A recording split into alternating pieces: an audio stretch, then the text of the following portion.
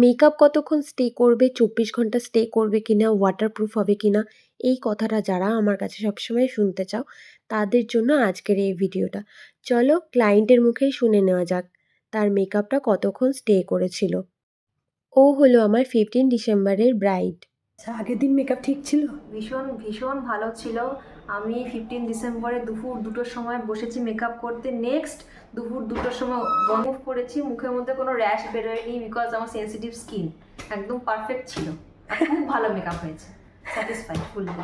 Thank you. বাড়ি তৈরি করার সময় যেমন ভিতটা মজবুত করতে হয়, আমাদের মেকআপ করার সময়ও ঠিক তেমনই সিটিএমটা একদম ঠিকঠাক করে করতে হয়।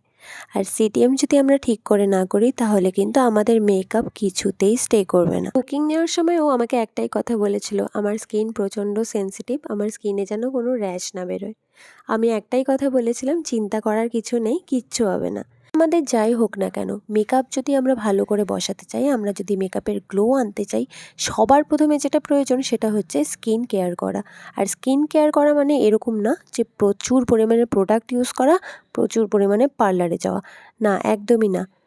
প্রচুর পরিমাণে ফল খাও, টাইম মতো ঘুমাও, রাত জেগো না, আর প্রচুর পরিমাণে জল খাও, তাহলে কিন্তু স্কিন খুব ভালো থাকবে আর মেকআপ না করলেও স্কিন গ্লো করবে। আর আমার কিছু ক্লায়েন্ট আছে যারা আমার কথা অনুযায়ী বিট গাজরের জুস খেয়েছিল। জুস খাওয়ার পর ঠিক 2 মাস 3 মাস পর রেজাল্ট আমাকে বলেছে যে এত সুন্দর হয়ে গেছে আগের থেকে স্কিন। ফেশিয়াল করার পর স্কিন যতটা না বেশি ভালো লাগে তার থেকে অনেক পরিমাণে স্কিন সুন্দর হয়ে গেছে। আমার প্রত্যেকটা ব্রাইডের হেয়ার স্টাইল, কলকা, এগুলো কিন্তু আমি নিজে হাতেই করি। কিন্তু এই দিন সিটিএমটা আমার স্টুডেন্টকে বলেছিলাম তুই কর। ও সিটিএমটা করে, তারপরে আমি মেকআপ করি। রিসেপশনের দিন ও আমাকে বলেছিল দিদি একদম লাইট মেকআপ করবে আর সিঁদুর এক গাদা দেবে না। তো আমি সেই অনুযায়ী সাইড পার্টিং সিথি করি আর হালকা ব্যাক কমিং করি হেয়ারে। ও আমাকে বলেছিল ব্যাক কমিং করতেই না, তাও আমি বললাম হালকা ভলিউম না দিলে মুখটা ভালো লাগবে না।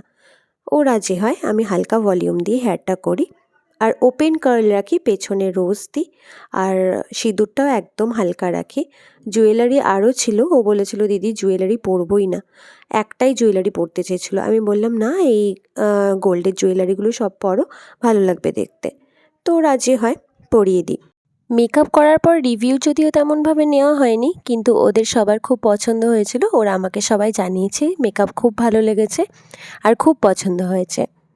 যাই হোক, তোমরা যদি আমার এই কাজটাকে পছন্দ করে থাকো বা স্পেশাল ডেটে আমার কাছে সাজতে চাও, তাহলে আমার সঙ্গে কন্ট্যাক্ট করো। আমার ফোন নাম্বার কিন্তু দেওয়াই থাকে আমার পেজে। আর তোমাদের যদি এই ভিডিওটা ভালো লেগে থাকে তাহলে আমার চ্যানেলটা সাবস্ক্রাইব করতে ভুলো না। আর যদি ফেসবুক থেকে তোমরা দেখে থাকো, অবশ্যই লাইক করে ফলো করে দিও। চলো আজকের ভিডিওটা এই পর্যন্ত, পরে দেখা হবে অন্য কোনো ভিডিওতে। টাটা।